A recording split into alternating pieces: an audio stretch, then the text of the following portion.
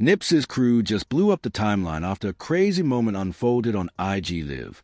It was all bad. 1 second everything was all love, just jokes, smiles, and regular IG Live energy. The next second, the whole stream flipped, and everybody watching stopped breathing at the same time. Something real happened. You feel me? And while the chaos hit out of nowhere, the motive hiding behind it is even more terrifying. Nipsey Hussle's affiliates ended up letting shots off on IG Live, and when that live stream started, nobody expected it to become the moment the entire internet couldn't shut up about. Nipsey's people were chilling, vibing, talking their usual talk, barely acknowledging the thousands piling into the stream. But then the energy shifted. Faces tightened up, voices dropped low, movement slowed down, something was off, and everyone watching felt that switch instantly. The comments exploded. The chat started scrolling faster than the camera could stabilize. People argued about what they thought they saw, but meanwhile the real story, the one hiding behind that one split-second shift, was already moving silently behind the scenes. Now let me put you on game real quick. There are certain things in Los Angeles you do not play with. Certain symbols, memories, legacies that are so deeply rooted in the culture of those streets that disrespecting them is like lighting a fuse connected to a bomb you can't see. And when we're talking about Nipsey Hussle, the homie, the icon, the neighborhood hero who rose beyond gang politics and became bigger than any single hood, we're talking about a legacy that's damn near sacred in L.A. His name carries weight. Heavy weight. But what happens when somebody tests that? What happens when somebody out of arrogance, ignorance, or thirsty clout-chasing energy decides to violate one of the many murals painted across L.A. in honor of the late rapper? Well, on July 8th, 2021, the world got an answer. A horrifying, graphic, bone-chilling answer that unfolded in real time on Instagram Live. No exaggeration. Let's go back to that day because those details stuck with everybody who saw it. On that day, 21-year-old Englewood rapper Indian Red Boy, government named Zariel Dijon Rivera, was sitting in his car on Chadron Avenue in Hawthorne, California. Indian Red Boy was affiliated with the Englewood family gangster bloods, direct rivals to Nipsey's rolling 60s neighborhood Crips. But here's what most people don't know.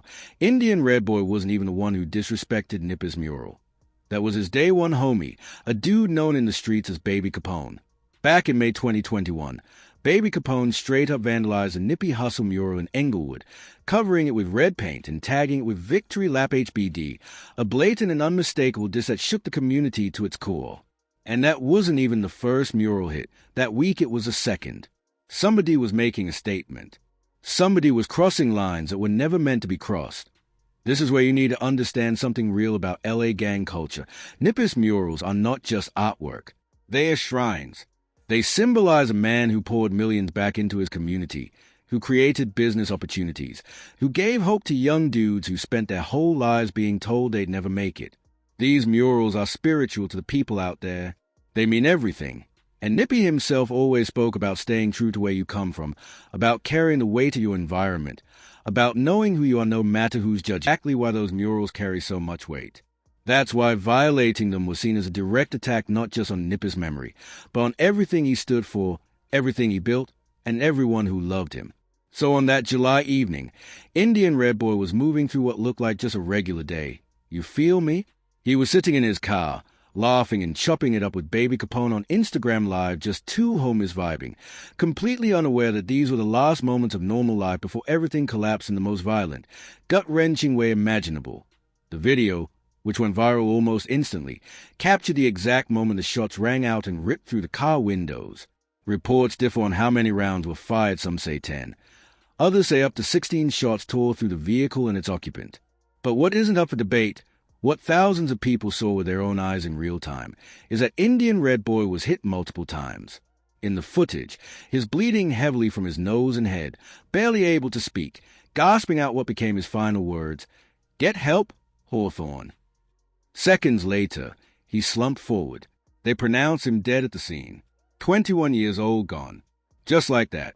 His entire life, every dream he had, every plan he imagined, every person who held love for him, all of it erased in a hail of bullets broadcast to the whole world through a smartphone screen. Hawthorne Police Lieutenant T. gets later confirmed that Rivera had been specifically targeted as a gang member. And here's a part that makes a picture even clearer. Police openly stated they were reviewing videos of Indian Red Boy dissing rival neighborhoods as potential evidence. The message was loud and unmissable. The streets were watching, the streets remembered, and the streets, like they've done for decades in Los Angeles, responded with a level of brutality that left zero room for confusion. That graphic IG Live clip spread across YouTube and social media like wildfire, becoming another grim symbol of the violence that continues to haunt La's drill and rap scene even years after Nipsey's own tragic death. And to this day, the case remains unsolved. No arrests, no charges, nobody brought to justice for the murder of Zariel Dijon Rivera. Yet everyone understands the message behind it. Everyone knows what line was crossed. You don't disrespect Nipsey Hussle. You don't touch his murals. You don't violate his memory, because the consequences might end up streamed to the entire world, and nobody will be able to save you from the fallout. Now, I know a few of you are thinking, but Indian Red Boy wasn't even affiliated with Nippy. He was on the other side. So what does this have to do with Nipsey's people? And that's a valid question. But here's what you need to understand.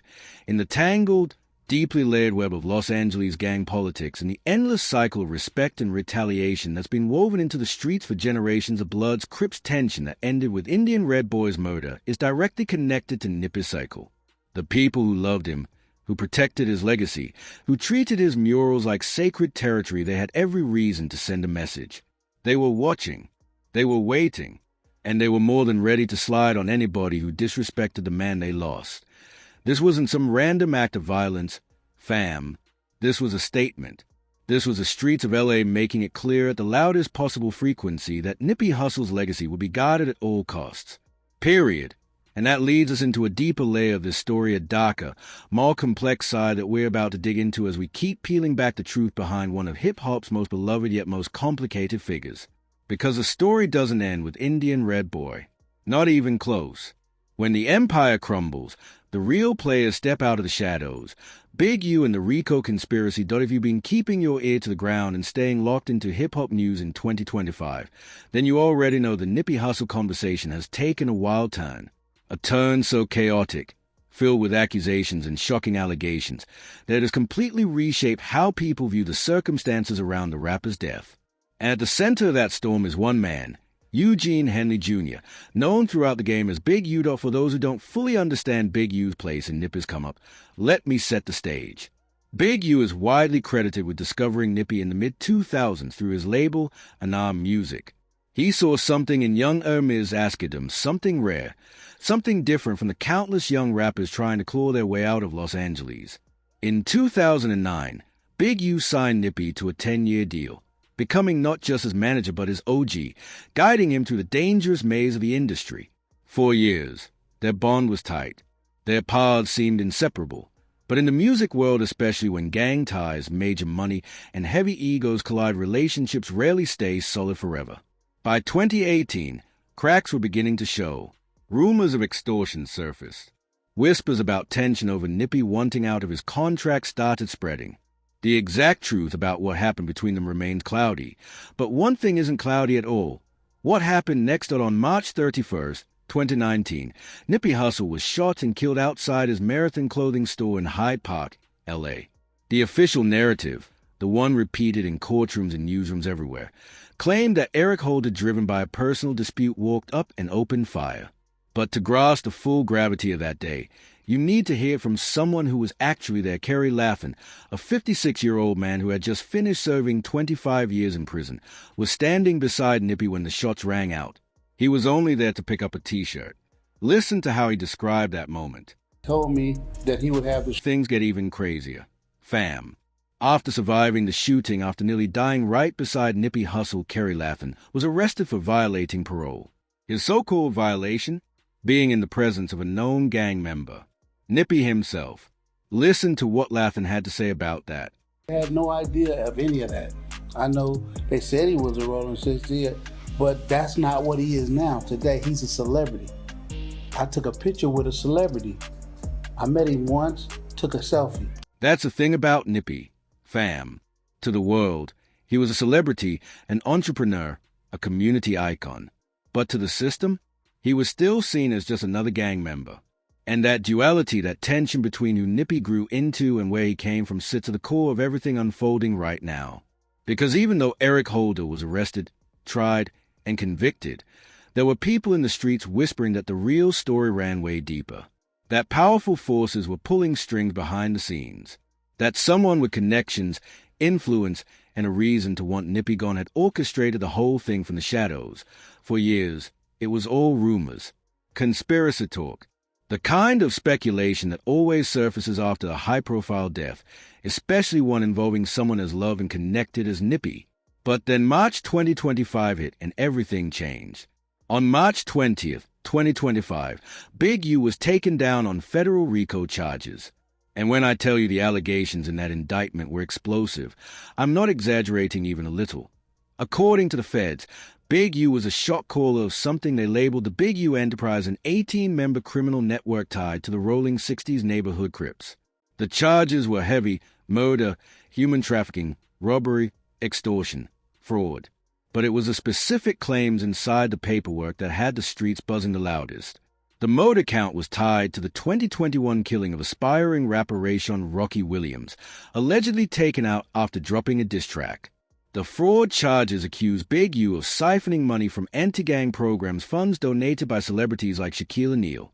There were even allegations about fake COVID loan scams, using government aid as a come-up. The picture painted by the indictment was of a man who used his music industry position and street clout to build a criminal empire that operated untouched for years. But the real bombshell, the one that set the entire hip-hop world on fire and reignited every rumor about Nippy's death, came next.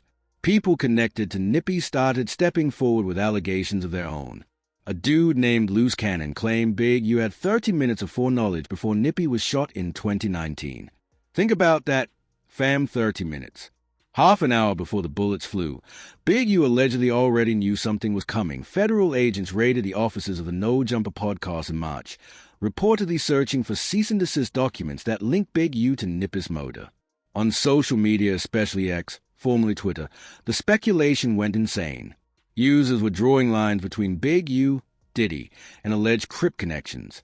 By April and May 2025, there were even rumors circulating about possible get-back on Big U inside the jail. Big U, for his part, denied everything. Before turning himself in, he jumped on Instagram and claimed the government was playing FBI games, targeting him because of his past and his influence, not because he was guilty. But as of December 2025, he's still locked up. No trial updates, no new information. The full truth about the RICO case or any possible link to Nippy's death remains hidden. What isn't hidden is the impact of the arrest. It has deepened the distrust between La's rap scene and the gang world, raising uncomfortable questions about just how many people we idolize in hip-hop might be tied to darker things than we ever imagined. Meanwhile, Nippy's family has been grinding non-stop to protect and elevate his legacy. His brother, Blacc Sam, real name Samuel Askedam, has carried the torch for the Marathon brand. As a fellow Rolling 60s member and Nippy's closest confidant, he has overseen everything from Marathon clothing to real estate moves to media projects designed to tell Nippy's story the right way. In 2025, Blacc Sam began co-narrating an upcoming docuseries titled Hustle, a 5 to 7 episode deep dive into Nip's life featuring rare family footage, including unseen clips from his first studio session at just 12 years old. It's set to drop in 2026. He also confirmed a posthumous collaborative album with LA artist Bino Rideau project that was roughly 80% finished before Nippy's passing, which is now being completed using unreleased verses and was originally lined up for a summer 2025 release. And back in March 2025, Blacc Sam made headlines when he personally confronted rapper Rockstar 2800 and kicked him out of the Marathon Burger grand opening for filming without permission.